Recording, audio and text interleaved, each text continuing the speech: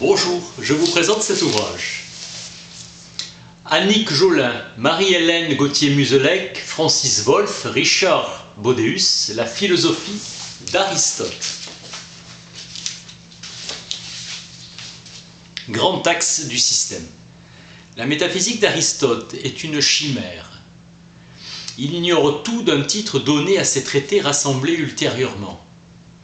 Son auteur est Andronikos de Rhodes, au 1er siècle de notre ère. Le terme métaphysique n'apparaît nulle part dans les traités aristotéliciens, mais de sagesse, science de l'être en tant qu'être ou de philosophie première. Le titre est d'emprunt et l'objet problématique. Livre A, alpha, la sagesse et les causes. Examine les opinions de ses prédécesseurs, la sagesse et science des causes. En rapport avec le désir et l'amour du savoir, non la réussite pratique, mais la capacité d'instruire et d'enseigner. La sagesse et l'amour de l'art qui poussent le savant à n'avoir d'autre fin que le développement même de cet art. Les prêtres égyptiens déchargés des travaux d'utilité sont à l'origine des arts mathématiques. Première cause, le bien, échapper à l'ignorance.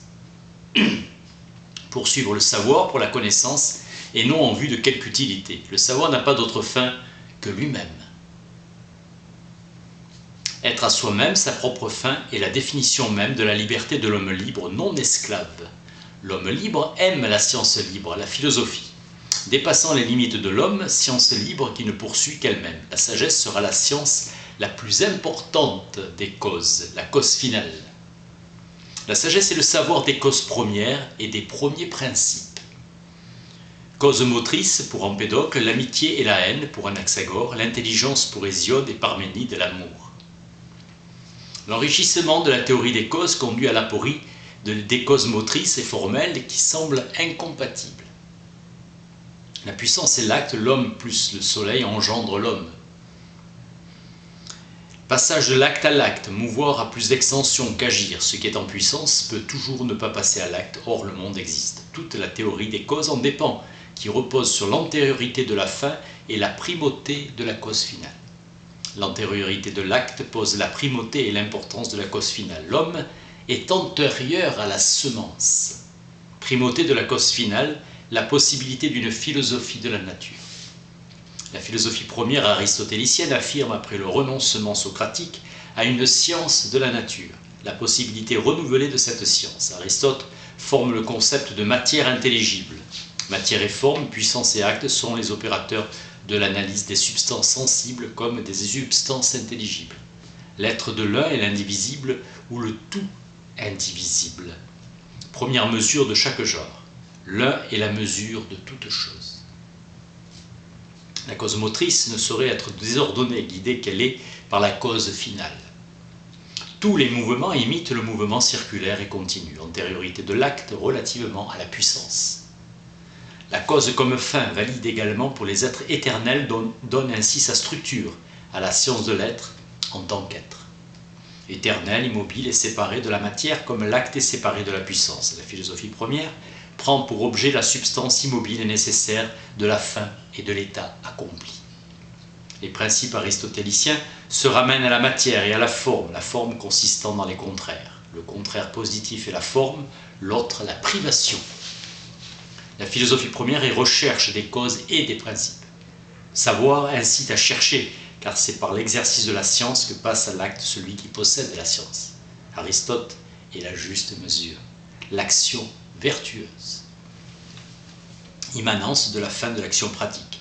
La politique coiffe l'organisation des activités humaines. Dans l'éthique à Nicomaque, il livre la possibilité d'une interprétation quant à l'origine et la nature du critère éthique du juste milieu, subordonné à la politique. Affirmation d'un finalisme universel, logique de son déploiement, production d'une réalité extérieure à l'action engagée.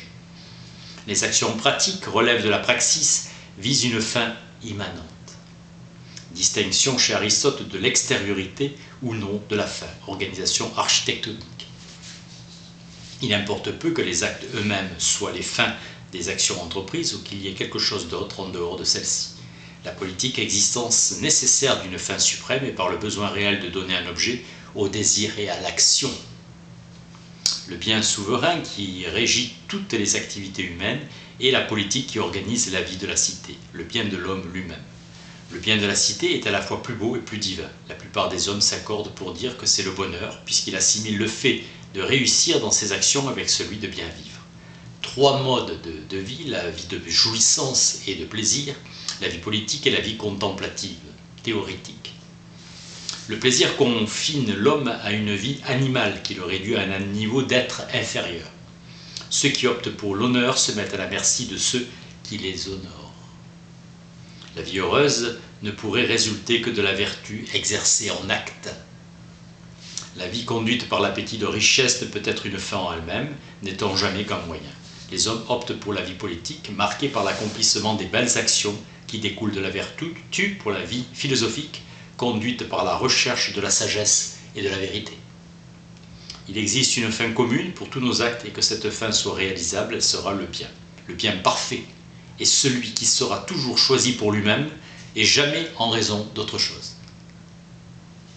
Le bonheur répond à ce critère. La vie vertueuse s'accompagne également de plaisir, un plaisir en soi. L'action vertueuse recèle en elle-même sa propre fin.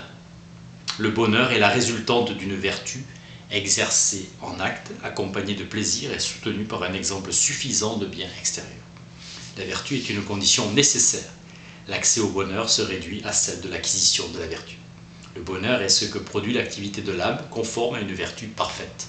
Le véritable politique qui veut faire de ses concitoyens des hommes de bien est soumis aux lois. La structure familiale donne le premier modèle social de la vertu. Vertu dianoétique, sagesse, intelligence, prudence. Et les vertus éthiques, libéralité, modération.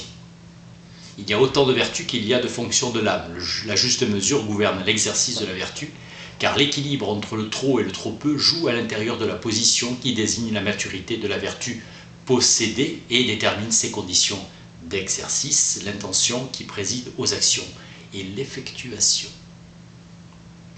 Aristote présente une solution qui renvoie à l'influence d'un maître individuel, modèle de la capacité à évaluer correctement la convenance recherchée. Les actions sont dites justes et modérées quand elles sont telles que les accomplirait l'homme juste ou modéré, rectitude morale. Aristote revendique une conception du bien et du bonheur qui le rende accessible au plus grand nombre. Idée d'un apprentissage, éviter l'extrême. Responsabilité de l'homme, maître des raisons et des conséquences de son acte. La délibération suppose la détention d'une faculté rationnelle, le nous, et concerne les choses qui dépendent de nous et que nous pouvons réaliser. Articulation du juste milieu et de la règle droite, courage, douceur et vertu relative à la société. La rectitude vise l'adéquation à l'objet ainsi que le moment de la réalisation de l'acte. Encadrement politique, la justice, le plaisir couronne toute activité parvenue à son plus haut degré d'actualisation. Le plaisir accompagne l'activité propre à la nature de l'homme de bien. Le plaisir réellement choisi par lui, c'est celui qui est le plus conforme à sa nature et donc le meilleur en soi. L'activité théorétique est considérée comme la forme absolue du plaisir, objet du choix de l'homme de bien, effacement de l'idéal éthique devant l'idéal de la vie contemplative, idéal de vie détachée.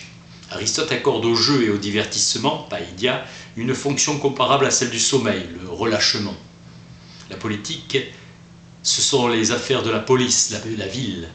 Faire de la politique veut dire participer à la vie commune. C'est l'activité noble par excellence, destin d'un jeune Athénien brillant de faire une carrière politique. Gorgias, le domaine politique couvre les plus importantes et les meilleures des choses humaines, convaincre les autres. La cité a pour fin le souverain bien, la politique d'Aristote. Car la cité est une communauté, elle est constituée en vue d'un certain bien et la cité est la plus souveraine, raison d'être propre. Le couple mâle-femelle et la communauté humaine en vue de la procréation, tendance naturelle à laisser après soi un autre être semblable à soi. Sans quoi l'espèce ne serait pas. Une vie qui se produit pour se perpétuer signe la mortalité de l'individu. Quel est le régime politique le plus juste? Tout régime qui vise l'intérêt général est juste au sens absolu du terme, politiquement juste pour tous, juste pour la collectivité elle-même, car il correspond à l'essence même de la vie politique. La valeur d'un régime ne dépend pas du nombre de ceux qui gouvernent, mais de ceux en vue de quoi ils gouvernent. La politique est affaire de délibération. Celle-ci exige non pas un savoir, mais de l'expérience et de la prudence. Aristote enseigne que l'économie et la prospérité qu'elle engendre ne sont pas la fin ultime de la cité. Seul l'homme libre est autonome, et autonome conçoit la finalité ultime. Non seulement atteindre la prospérité, mais aussi le bonheur.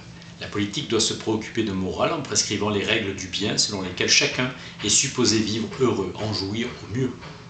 Le bien vivre, d'évaluation du travail. L'être humain n'est pas fait pour le travail et ainsi ne donne pas de sens à l'existence. Car le travail trouve son sens dans des œuvres qu'il produit.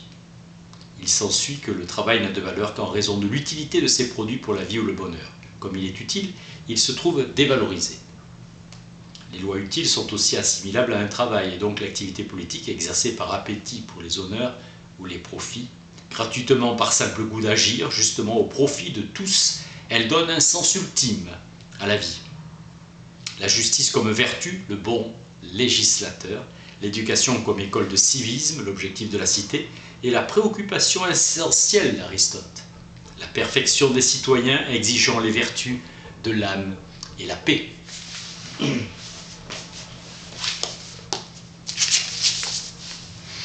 Annick Jolin, Marie-Hélène Gauthier-Museleg, Francis Wolff, Richard Bodéus, la philosophie d'Aristote. Merci.